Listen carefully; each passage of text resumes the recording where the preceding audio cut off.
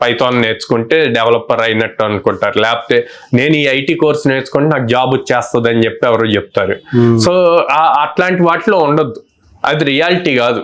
So బయటకు వచ్చి ఆ బబుల్ నుంచి బయటకు వచ్చి రియాలిటీ ఏందన్నది తెలుసుకోండి.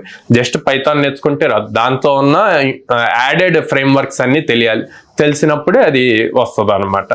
సో ఇట్లాంటి మల్టిపుల్ థింగ్స్ని దాని నుంచి బయటకు వచ్చి అబ్జర్వ్ చేస్తేనే మీరు సేఫ్ సైడ్ ఉంటారనమాట. ఇప్పుడు ప్రెసెంట్ మన ఇండస్ట్రీలో ఏం జరుగుతుందంటే మ్యాక్సిమం ఫ్రెషర్స్ పాయింట్ తీసుకుంటే ఈ బబుల్లోనే ఉండిపోయారు అంతా. వెళ్ళి మంచి బీటెక్ కాలేజ్లో జాయిన్ అయితే జాబ్ వచ్చేస్తుంది, ఓకే బీటెక్ అయిపోయింది, అలా ఇన్స్టిట్యూట్లో జాయిన్ అయితే జాబ్ వచ్చేస్తుంది, లేకపోతే మా ఫ్యామిలీలో ఇట్లాగా జాబ్ చేస్తున్నారు, మంచి పొజిషన్లో ఉన్నారు, వాళ్ళు రికమెండ్ చేస్తే జాబ్ వచ్చేస్తుంది, ఇట్లాగా ఉన్నారనమాట. కానీ అవి రియాలిటీ కాదు.